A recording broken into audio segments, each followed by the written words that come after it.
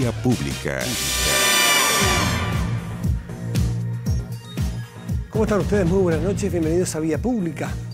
Este martes quedó al descubierto una nueva filtración de datos en cuentas que afectó a más de 41.000 clientes, estas cuentas bancarias a través de Redbank. Esto, según informó la Comisión para el Mercado Financiero, es el ente regulador. Mediante un comunicado, esta entidad reportó el robo de la información de 41.593 tarjetas de crédito y débito de emisores bancarios y no bancarios correspondientes a tráfico de la red de Redbank. Todos la conocemos más o menos, ¿no? Vamos a sacar dinero en efectivo.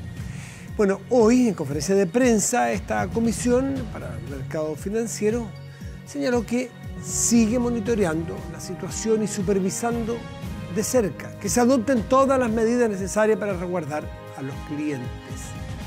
¿De qué estamos hablando? ¿Qué tipo de robo es este? ¿Es un robo físico? ¿Es un robo cibernético? Vamos a conversar con expertos más tarde. Y sobre este mismo tema, parlamentarios de oposición han emplazado al Ejecutivo para que nombren un nuevo encargado de ciberseguridad. Recuerde usted que antes el que estaba a cargo de esto, el asesor presidencial en esta materia o de gobierno, era Jorge Atton, pero asumió como intendente en la Araucanía. Y el gobierno no ha nombrado un reemplazante aún en esta asesoría, que para la oposición o para los senadores de oposición es un tema prioritario, ya que esta no es la primera vez que los usuarios de instituciones financieras han sido afectados por estas situaciones.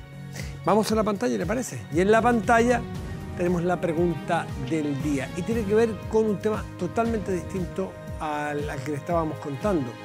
Y es una propuesta que es bastante arriesgada, polémica en cierto modo, del alcalde Joaquín Lavín de Las Condes.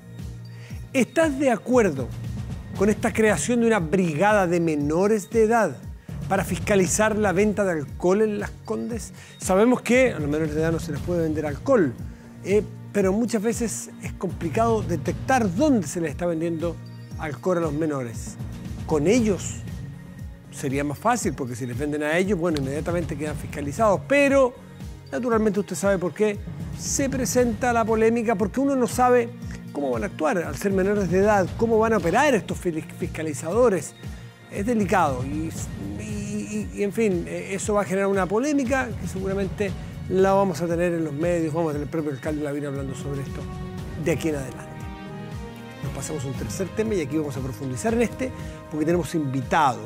Tiene que ver con la influenza. Anoche ya hablamos algo de esto, pero vamos a seguir hablando porque es un tema contra interesante y profundo, y es necesario que hagamos pedagogía, que nosotros mismos, que no somos especialistas, entendamos de qué estamos hablando, los bordes del riesgo, la necesidad de tomarse en serio esto.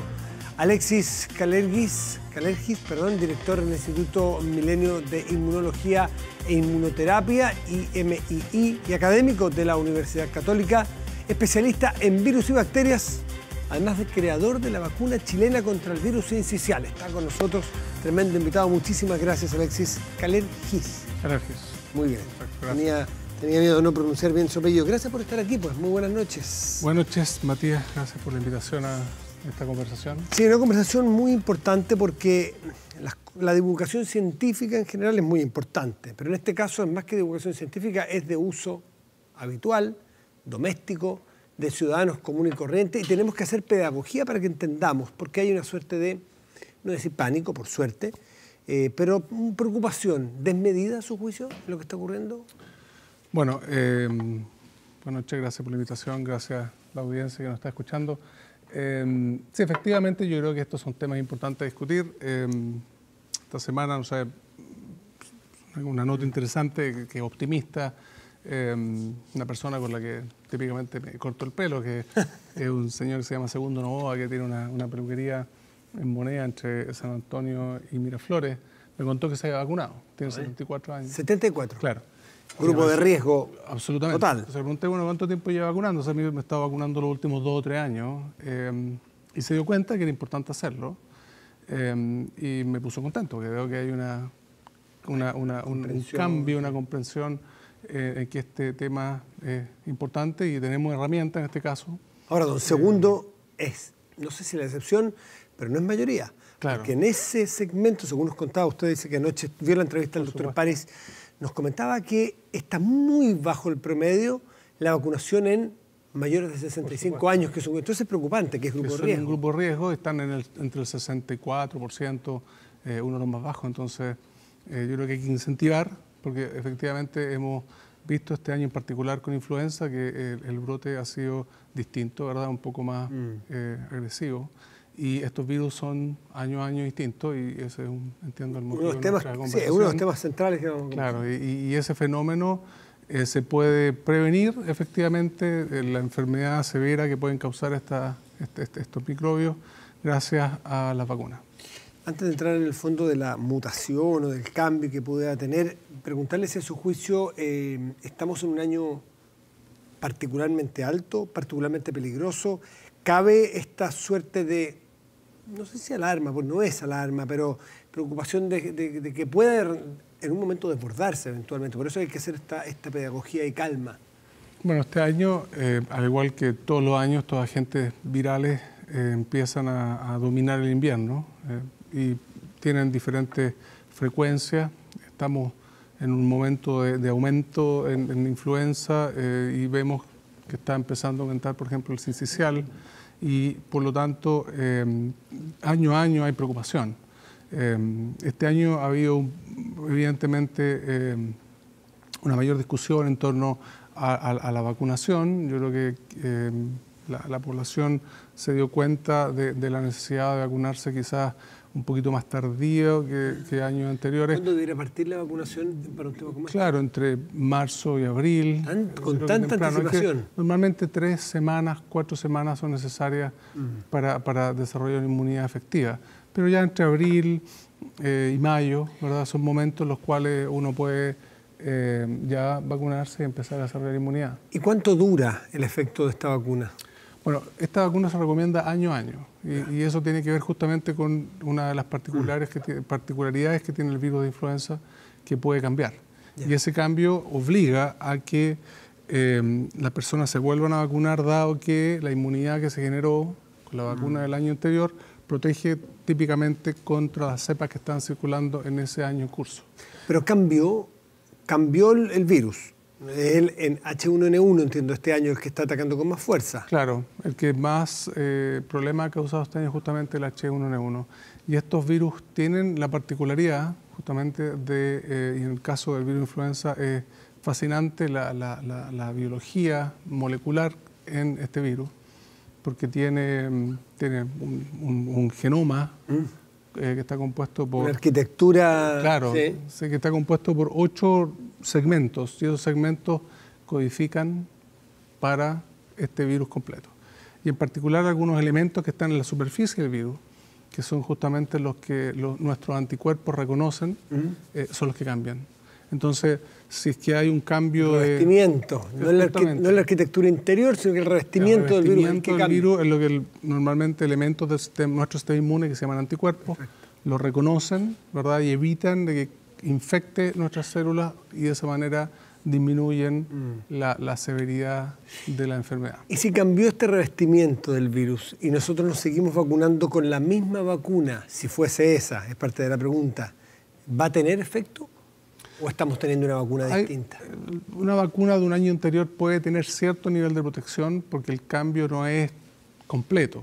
Sin embargo, las vacunas de año a año cambian también. Entonces, la OMS, o la Organización Mundial de la Salud, trabaja en septiembre, octubre del año anterior, anticipando las cepas que van a causar probablemente enfermedad al año siguiente. ¿Y lo puede saber porque se anticipa con el hemisferio norte? Justamente, y además porque hay un seguimiento permanente, semana a semana, de las cepas que están circulando en el planeta. Entonces, con bastante, yo diría, certeza, se puede definir qué cepas están circulando y se opta por el diseño de vacunas justamente en términos de las cepas que uno anticipa que van a circular al año siguiente. Ahora, es decir, si alguien tuviera o alguien tiene en stock, algún hospital o vacunas del año pasado, esas no se están usando. Claro. O esas no sirven directamente o cubren menos.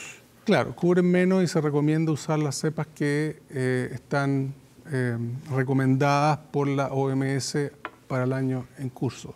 Y es el caso de esta vacuna. Esta vacuna justamente contiene una de las cepas que ha causado lamentablemente fatalidades, ¿verdad? Sí. La H1N1, y esa está en la vacuna. Por lo tanto, es importante vacunarse. Y nosotros, más allá de lo científico y lo molecular, que obviamente es fascinante, hemos tratado desde la universidad y desde el Milenio, que convoca a la Católica, la Chile, la UNAV y la Universidad de Antofagasta, trabajamos en tratar de comunicar a la ciudadanía lo importante que son las vacunas. Son herramientas de salud bastante seguras, y este año de hecho inauguramos un museo que busca posicionar o reposicionar en la ciudadanía la memoria de estas enfermedades. Porque un gran éxito que han tenido las vacunas en la historia de la humanidad es que son el único ejemplo de tecnología desarrollada por la ciencia y la medicina que ha permitido erradicar enfermedades. Entonces, por ejemplo, la viruela, una enfermedad terrible, ya no está. Entonces nos olvidamos de la viruela. El tifus prácticamente ha desaparecido. Claro. Por tratamientos de agua más que por vacunas. En el caso del tifus hay una vacuna, pero normalmente ha sido, como tú dices, tratamientos de agua. La polio, otro éxito evidente. Bueno, sarampión lo era hasta lo que ha pasado. Hay un regreso ahora. Entonces justamente este regreso o esta reemergencia del sarampión, yo creo que nos motivó principalmente estudiantes de la universidad, que son en su mayoría científicos, estudiantes de ciencias, pero también medicina, carreras de educación, de trabajar desde la perspectiva del diseño y del arte y poner esto en una estructura que finalmente terminó constituyendo un museo de cerca de 50 obras que explican un poco la historia de estas enfermedades, cómo se llega al desarrollo de una vacuna y un poco desmitifica algunos errores que circulan en nuestra sociedad que pueden afectar la decisión, por ejemplo, de nuestros mayores de edad, que son distintos al señor Segundo. A un Segundo, el peluquero suyo, que sí se vacunó. Claro. Ahora, el asunto es que los grupos de riesgo no siempre llegan a la información. Por eso es tan importante que los medios hablemos de este tema, tratemos este asunto permanentemente, porque aunque uno no lo crea, hay gente que no sabe lo importante que es vacunarse hoy. Personas que están en los grupos de riesgo, chiquititos menos de 6 años, claro, embarazadas, adultos mayores, ¿no es así? Y una cosa interesante, cuando venía a la entrevista, sí, esto tengo que decirlo, porque la vacuna de influenza, por ejemplo, se recomienda desde los 6 meses en adelante. Entonces el grupo de riesgo de los más pequeños va de los 6 meses hasta los 5 años y casi 60, casi 50, casi 6 años.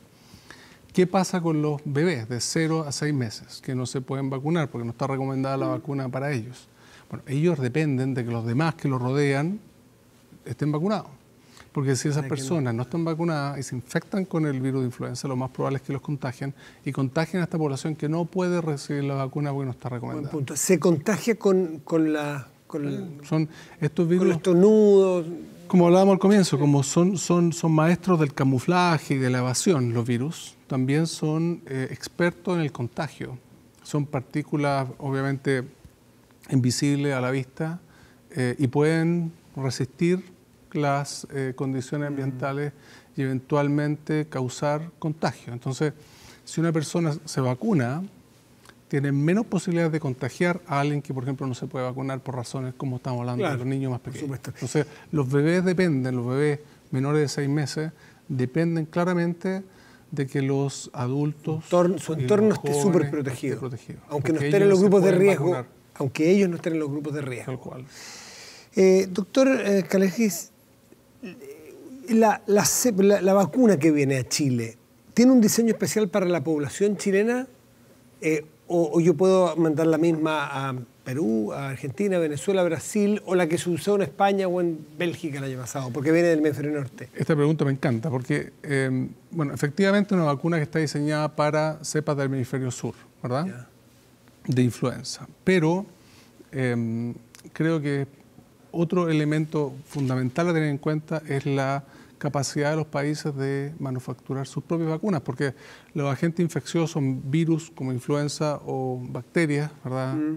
Por ejemplo, el conqueluche, causado por una bacteria, son particulares de la región geográfica.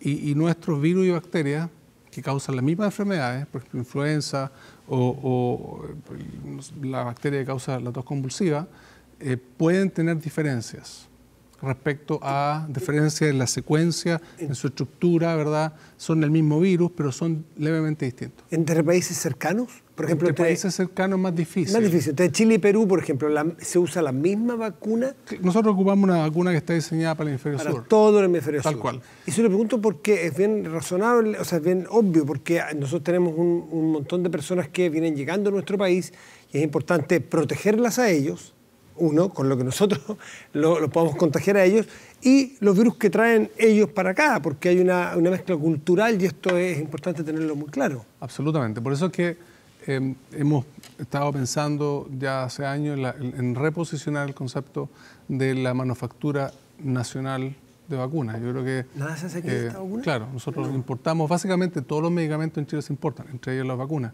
Y creo que hay suficientes razones, por ejemplo, étnicas. Las diferentes etnias pueden responder distinto a la vacunación, así como pueden responder distinto a una infección.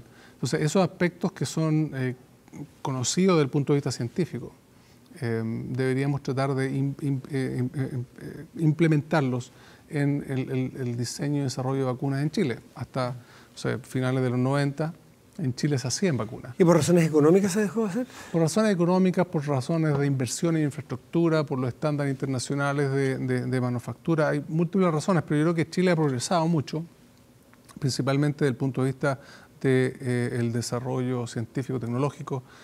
Chile es uno de los países que tiene mayores proyecciones en ese sentido. Hemos recientemente implementado el Ministerio de Ciencia, Tecnología, Conocimiento e Innovación, y este ministerio podría ser un camino hacia fomentar desarrollo de tecnologías locales. Y las vacunas son particulares porque tienen ese componente de enfrentar a los microbios que están presentes en el país y considerar también las particularidades que tenemos los chilenos en términos de responder a las vacunas. Entonces es un tema interesante. Nosotros hicimos un trabajo hace algunos años en que mostramos que hay una correlación muy buena entre cómo la gente voluntariamente participa en el uso de las vacunas con la manufactura local en esos países de las vacunas, porque da más confianza y en el fondo están hechas básicamente en base a las necesidades de la población. Y aquí tenemos una oportunidad interesante, ¿verdad? ¿Hay algún tratamiento alternativo a esta vacuna? Porque alguien pueda o no conseguirla, o no querer ponérsela, o...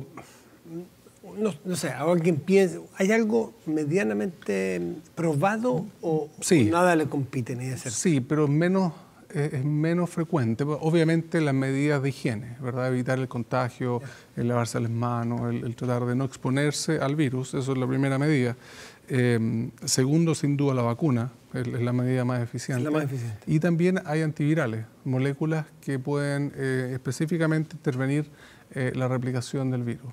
Pero se ocupan bastante menos, que las vacunas son menos recomendados por la OMS o por las entidades internacionales. ¿Usted ha podido ver en la disponibilidad de esta vacuna si es la adecuada para lo que se está viviendo con... Bueno, hoy en día para nuestro hemisferio hay dos versiones, una trivalente y una tetravalente. La trivalente contiene las cepas que están circulando, entonces es la que nuestro ministerio optó. Yo entiendo que el ministerio ha hecho al igual que en años anteriores, un esfuerzo en que esta campaña sea lo más conocida, ¿verdad? Y asequible, particularmente para los grupos de riesgo. Y siento que en Chile la verdad es que la ciudadanía comprende y se involucra en estos procesos que son a la larga favorables para la comunidad.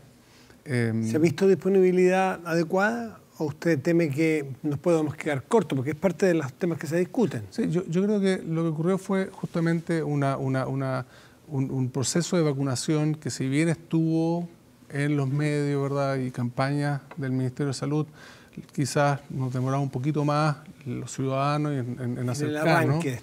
Pero obviamente, a raíz de lo que estaba pasando en las últimas semanas, generó un interés, ¿verdad?, una voluntad de la población de vacunarse, y eso dio la señal de carencia. Pero entiendo que el Ministerio de Salud ha resuelto eso y están tomando las medidas para confrontar esta contingencia a raíz de la influenza, que es una mezcla entre lo que está ocurriendo desde el punto de vista del brote epidémico y, por otra parte, la manera como los ciudadanos accedemos a la vacuna.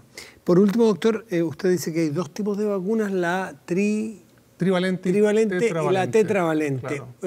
¿Es indistinto cuál me ponga? ¿En la que consiga? Pero si me ofrecen las dos. En Chile solamente entiendo que se está distribuyendo la trivalente. Y esa trivalente funciona contra la cepa que ha causado más problemas que la H1N1. Contiene otras dos cepas, que también una de ellas está circulando en particular, con una cepa influenza B. Pero la trivalente diría... esa es la que nos van a ofrecer. Que se necesita actualmente. Muy importante entonces a los grupos de riesgo, menores de 6 años, para hacerlo redondo, un pelito menos, pero menores de 6 años, mujeres embarazadas, adultos mayores, sobre 65 años, hombres y mujeres. Es fundamental y sobre todo en los mayores de edad, me decía el doctor ayer, que es más importante porque a ellos se le puede agregar a otras patologías que tengan y puede eventualmente, de hecho la mayor cantidad de fallecidos que estamos contabilizando son adultos mayores. También un poquito más atrasados en cumplir la meta. Son los que están más atrasados, así que quien tenga un adulto mayor cerca, a preguntarle si es que se ha vacunado y si no, facilitarle, llevarlo, acompañarlo, para que aumentemos ahí el promedio de vacunación en ese grupo de riesgo. Doctor Alexis Kalergis, muchísimas gracias por estar aquí esta noche. Que le vaya muy bien. Chao. Y antes de ir al corte, le quiero volver a presentar la pregunta del inicio del programa. Si estás de acuerdo con la creación de una brigada de menores de edad para fiscalizar la venta de alcoholes en la comuna de Las Condes, el 44% sí está de acuerdo, el 56% está en contra. Hacemos una pausa y ya volvemos en Vía Pública.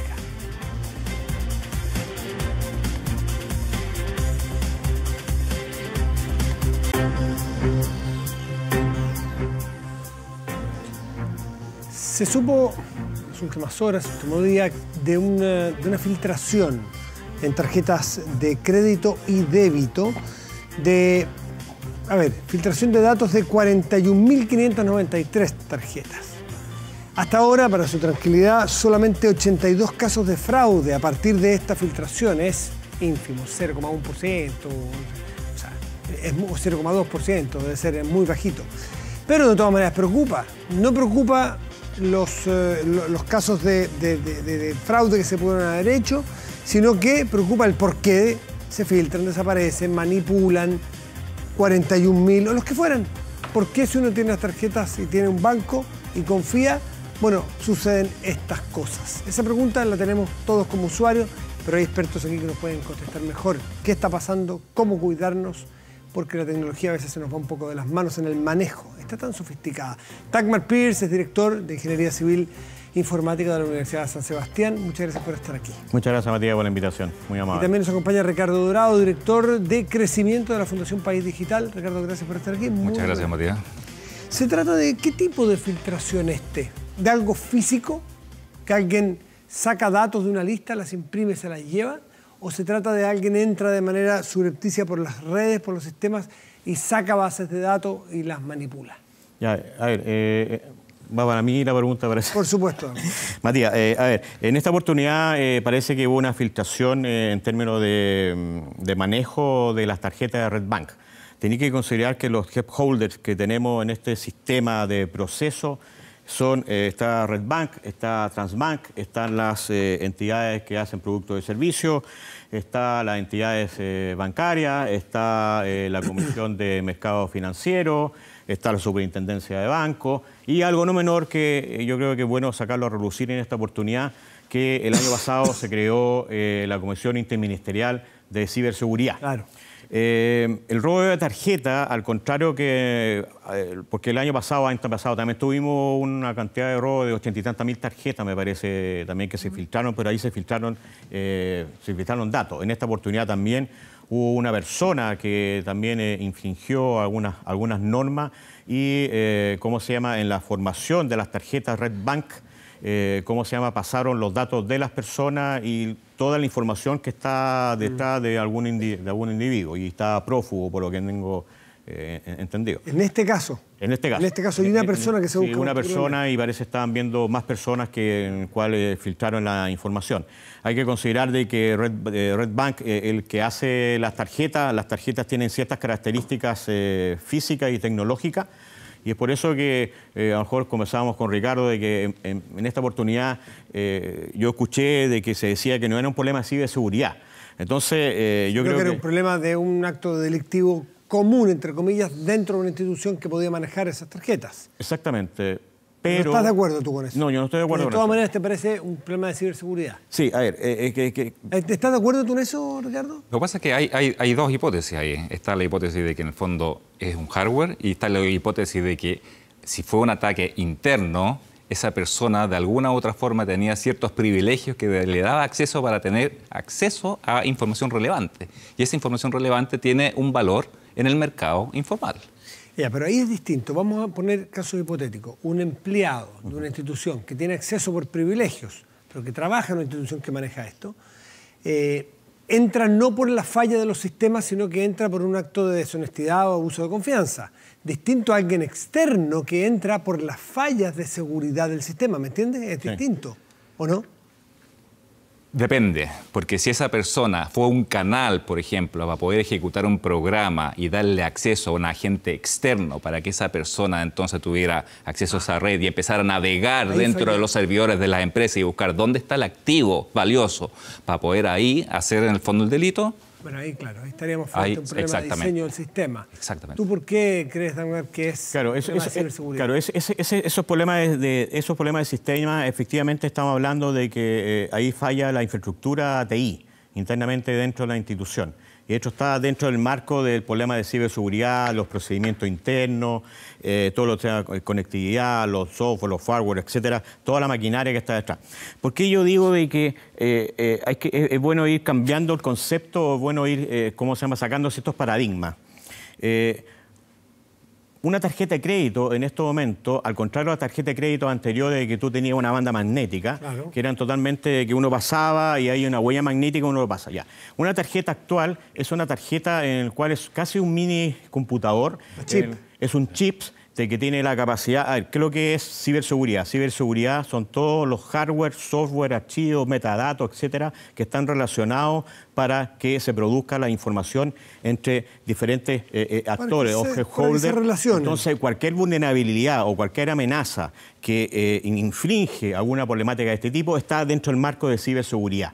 Okay. ¿Por qué yo planteo de que es bueno de ir cambiando un poquitito los conceptos? Porque ahora estamos en el ámbito de la transformación digital 360, estamos hablando de que todos los medios son digitales. ¿Y por qué la tarjeta? La tarjeta, si nosotros lo vemos conceptualmente, es un hardware que es un mini computador que tiene una antena de que transmita una información a un POS. Ese POS, ¿cómo se llama? Lo agarra Transbank, ahí va al banco. El POS es el aparatito que nos pasan con los botones de las claves. Exactamente, con las claves. Y en este momento tú, con tu tarjeta de crédito, si tú tienes un monto pequeño de 8.000 pesos, por ejemplo, tú colocas la tarjeta y la transacción se hace automáticamente y no es necesario digitar tu clave. Y es por eso de que yo creo que estamos en una era de época de cambio, de que hay cambiando un poquitito el concepto y hay algo no menor. Nosotros el año pasado se creó la Comisión Interministerial de Ciberseguridad. Todo lo que sea el Consejo de Mercado Financiero depende del Ministerio de Hacienda. Y dentro de todos los actores interministeriales también está el subsecretario de Hacienda. Bajo ese concepto, yo diría de que se puede extender un poquitito los conceptos y sacar ciertos paradigmas en el cual estos problemas de procedimiento hay que ir detectándolos bajo el concepto de ciberseguridad, no dejarlo como aparte. Ricardo, ¿tú qué opinas respecto de este problema de ciberseguridad general en el cual estamos? ¿Estamos en este momento mejor o peor cuando cambiamos de la banda al chip y del chip a los teléfonos? Sí. Hoy día yo puedo pagar con mi teléfono. Exactamente. Con el NTC me parece que se llama la tecnología, ¿no? Acerco un teléfono sin chip, de tarjeta, tiene el chip del teléfono. Mira, la típica pregunta, en el fondo, y que está surgiendo hoy día sobre todo, ¿es habitual que pase esto? ¿Va a decrecer? ¿Se va a incrementar? Y la verdad es que estamos en un momento clave de tecnología, la industria 4.0, en el fondo estamos hablando de IoT, Big Data, inteligencia artificial, un mundo súper hiper conectado. Entonces, ¿qué es lo que provoca eso? que al final, de alguna u otra forma, tanto las personas como las empresas van a generar datos. Y esos datos, si son valiosos, van a ser susceptibles a ataques. Y eso de pensar hoy día, yo como empresa, no, esto a mí no me va a pasar, yo soy una empresa muy chica, a nadie le interesa, eso ya no es válido. Todas las empresas tienen que preocuparse del tema. ¿Qué significa preocuparse del tema? Ponerlo en el directorio, a ver cómo te afecta el negocio, tener su gobernanza, sus roles, sus procesos, empezar a crear esta cultura de ciberseguridad. Hay prácticas habituales que se ocupan en las empresas americanas que son penetration testing a la misma empresa y tú vas midiendo cuántas personas hacen semana a semana o mes a mes clic para poder identificar y decir, mira, estamos mejor. Al principio el 40% de mis empleados hacían clic en un vínculo que podía tener un virus y era una simulación y después de 3 meses solamente el 20%. ¿Cuántas personas agarran un pendrive que puede estar en la calle o puede estar en cualquier parte y llega y lo pone? O sea, es parte del desafío que tenemos que hacer. Esto no va a parar. Y por eso, al final, el rol muy importante de la empresa es formar a su capital humano en esa línea. Y los usuarios, las personas normales que no estamos en una empresa que necesite, basta, buena pregunta, debe ser bien básica y me disculparán, pero seguro que varios se identifican. Si yo escucho una noticia como esta, ¿basta con que yo me meta rápidamente y cambie mi clave o que la esté cambiando o no? ¿O la entrada es más allá de la clave? Sí, en cierta medida, la acción inmediata, efectivamente, si tú tienes alguna sospecha de que porque para efectos prácticos, si hablamos de tarjeta, es más segura la tarjeta de débito que la tarjeta de crédito. Porque tú tienes que considerar que independientemente de las transacciones, yo puedo robarte tu tarjeta de crédito, yo con tu número en la parte frontal, con tu mes, con tu dígito y el código de los 3 dígitos, lo puedo anotar en un papelito y yo puedo hacer una serie de transacciones. No la necesito. Al contrario con la tarjeta de débito, que efectivamente tú tienes que colocar los dígitos. Ahora, efectivamente, una tarea inmediata de que si a mí se me pierde una tarjeta de crédito, claramente, y los bancos también lo dicen, hay una serie de hoy día hay bloqueo express. Se puede bloquear. Sí, la recomendación es, cuando ocurre algo así, o uno ve algún movimiento raro en su cuenta corriente o en la tarjeta de crédito, es bloquearla. Es bloquearla de forma inmediata. Ahora, nosotros como usuarios, cuando compramos en un retail, en e-commerce, o cuando confiamos en una institución financiera, estamos realmente confiando. Por eso generamos este vínculo en que yo te confío la plata, me depositan mi sueldo en ese banco. Entonces, es deber del banco responder y tener unos estándares básicos para poder, en el fondo, solucionar estos temas. Sí, estoy de acuerdo.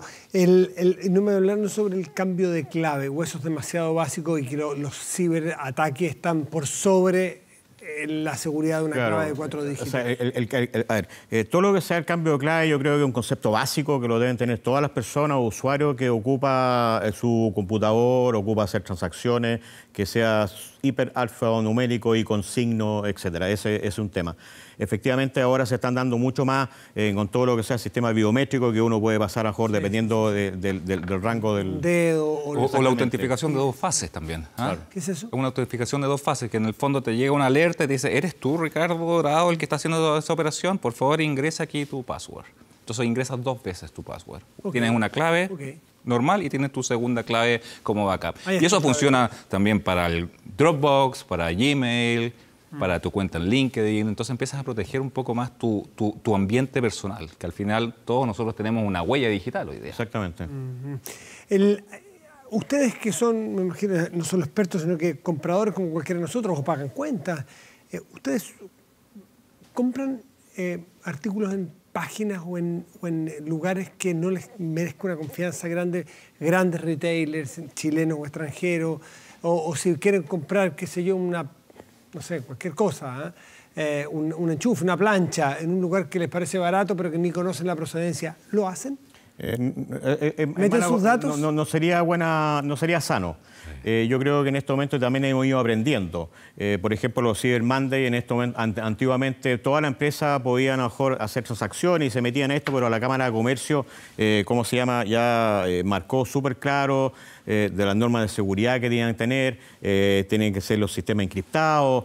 A nivel usuario nosotros nos podemos dar cuenta que arriba existe el HTTPS, de que efectivamente la transacción es segura, va directamente al banco, uno puede ver en el banco, algunas veces hay ciertas transacciones que va directamente, se abre al banco y uno coloca los dígitos como si estuvieras trabajando por el banco directamente. Es decir, pero meterse en páginas de que es llegar y bajar no es bueno para la salud. Yo creo que hoy día existe suficiente oferta en retails importantes, tanto a nivel nacional como internacional, y que uno ya tiene una relación con ellos, ya ha comprado durante los años, ya me subo un Amazon, un eBay afuera o aquí de los principales retailers, que no es necesario estar buscando el sitio para el dato, porque en primer lugar no sabes en el fondo quiénes son los que están detrás, quiénes son sus proveedores, cómo son sus políticas de seguridad. Sí, entonces se entiende el punto, perdón, en virtud de la premura del tiempo. La industria bancaria, que es fundamentalmente por donde pasan nuestros datos, nuestros dineros, ida y vuelta, ¿tienen, a juicio de ustedes, la tecnología de punta o estamos al debe ahí? Yo creo que está cada día creciendo, están tomando, se está sacando mucho más experiencia y el día a día que tiene el oficial de seguridad del banco, de cómo estar viendo y están haciendo el upgrade a los sistemas, etc. ¿Estamos en la punta o no? Mira, esto ha sido un proceso de aprendizaje para todos como país, del mundo público, privado. Los bancos en los últimos años, la inversión de ciberseguridad dentro del presupuesto de Haití del sector bancario, el 2016 era el 0.3% y el 2018 estaba al 0.8%, o sea, prácticamente duplicó. ¿Okay? Ahora, yo puedo tener la mejor infraestructura tecnológica, independientemente del sector, pero sí, el eslabón más débil sigue siendo las personas. Exactamente. Entonces, si yo no me preocupo de formar a las personas y preocuparme también de cómo trabajan mis proveedores, hay brecha ahí, hay potencial de brecha. Hay espacios. Exacto. Ya, y hay diferencias entre, sin nombrarlos, pero hay bancos, instituciones de las creíbles, de las oficiales, de las reguladas, que tengan distintos estándares. O sea, un banco, por ejemplo, un retail más grande, más poderoso, tiene más herramientas, más tecnología que los más chicos que tengan más complicaciones para invertir allí, o la autoridad reguladora se encarga de tener pisos mínimos de estándares de seguridad. Bueno, las autoridades efectivamente están colocando los pisos. Tenemos que considerar de que antes los retail corrían por correos propios con todo lo que sea las tarjetas de crédito y posteriormente se metieron al sistema financiero.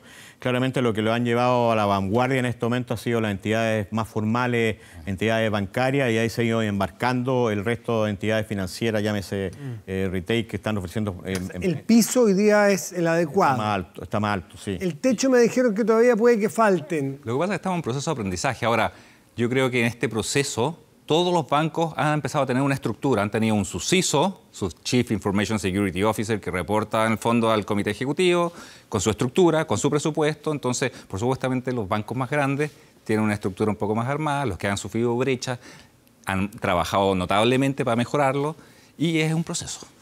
Claro, porque el costo es muy alto, usted se me pega, que el costo de la confianza en esto es muy alto y el costo material de un eventual Tú tienes que pensar que el año 2017 JP Morgan invirtió cerca de $500 millones en ciberseguridad.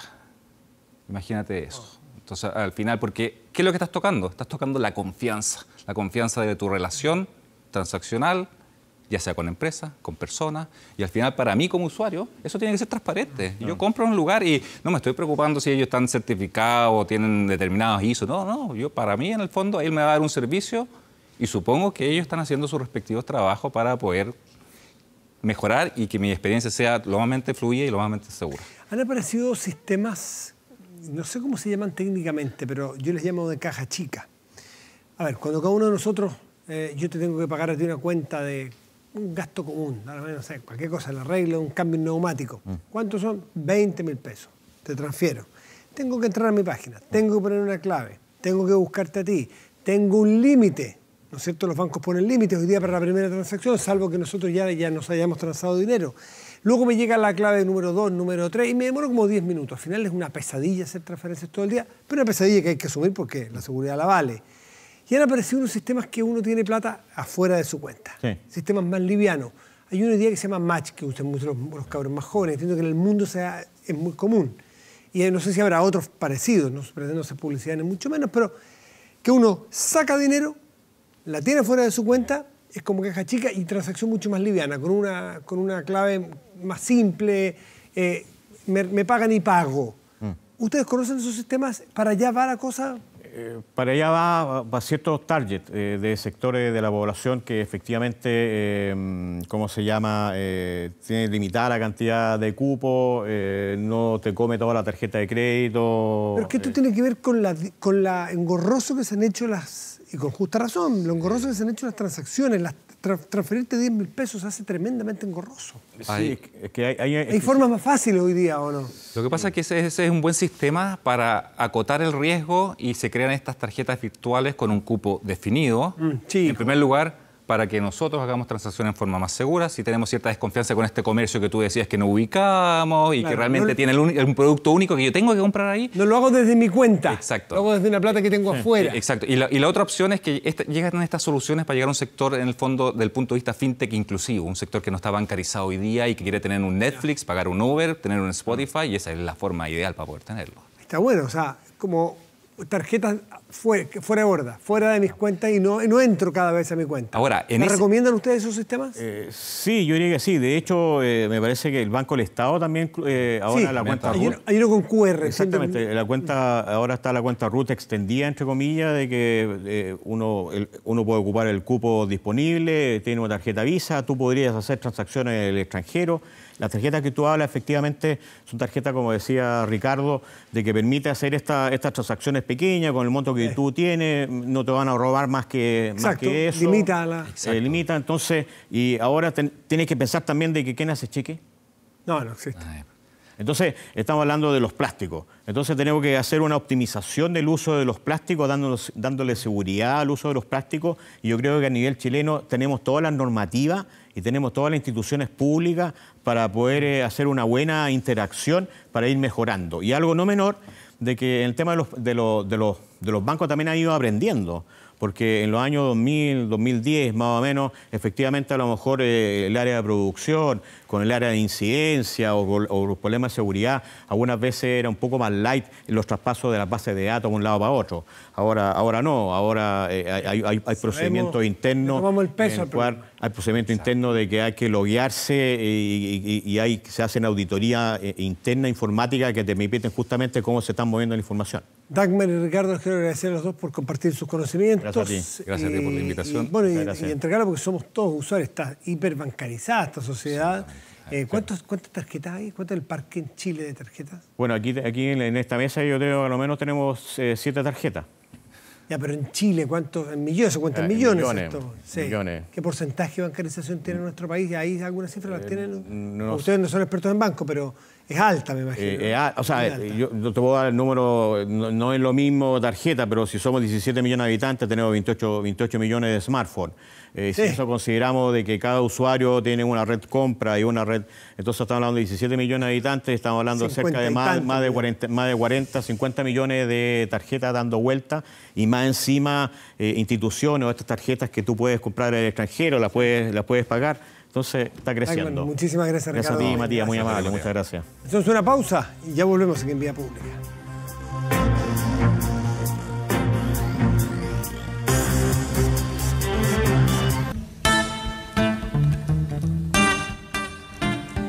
Ya estamos de vuelta aquí en Vía Pública y revisamos el resultado a la pregunta. Fíjese que usted sabe que la alcaldía de Las Condes anuncia la creación de una brigada de menores de edad para poder fiscalizar dónde se está vendiendo alcohol a menores, que es tremendo, que es ilegal, pero más es tremendo el daño que se hace venderle a menores de edad alcohol. Y es difícil de fiscalizar aparentemente. El alcalde entonces propone generar esta brigada con menores de edad, que hagan pisar el palito prácticamente así de operar a los que cometen este delito.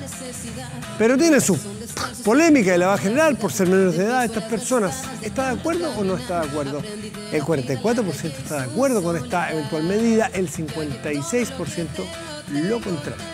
Vamos al portal de noticias 24horas.cl. Y tenemos a mano alzada, trabajadores de Chuquicamata votan la huelga tras rechazar propuesta de Codelco. Más detalles los va a tener ahí usted en 24horas.cl, conjunto con muchas otras noticias de nuestro completísimo portal. Vamos a la temperatura, señores. En este momento la región metropolitana presenta cielos nublados y bruma con una temperatura de 9,7 grados. Para mañana y pasado, jueves y viernes, lluvia, por fin, lluvia mañana jueves y una máxima de 12. Ojalá sea lo suficiente para que los suelos logren chupar alta agua y que no sean esas lluvias que la esperamos tanto y pasan así. Así que ya lo sabe. Para el viernes, nublado también, una máxima probable de 12 grados. ¿Qué ocurrirá mañana en otras dos regiones? Osorno, región de los lagos, tiene para mañana una predicción del tiempo de 9 grados la máxima con cielos parciales. El Salvador, en la región de Atacama, cielos parciales, una máxima probable de 18 grados en esta zona minera. Escuchamos a la inconfundible Anita Tijoux, que hoy celebró sus 42 años. Esta connotada cantante nacional, exponente de los ritmos urbanos, se ha caracterizado a lo largo de su carrera por potentes mensajes sociales en sus canciones. Este 2019, la ex vocalista de Maquisa cumple 22 años de carrera y hace poco lo celebró en el Caupolicán junto a su familia, diversos artistas y también representantes del Colegio de Profesores. Precisamente esta canción de Anita Tijoux fue el tema central de la serie de nuestro canal El Reemplazante, ¿lo recuerda? Bueno, ¿no? Bueno, que cuenta la historia de un ingeniero que ingresa a un colegio a hacer clases y se ve enfrentado a las dificultades de la realidad que viven los alumnos del colegio en San Miguel, Santiago. Con Mi Verdad, de Anita Tijoux, despedimos Vía Pública hoy. Muy buenas noches y gracias por venir. Me tuve que hacer fuerte por necesidad, es mi verdad.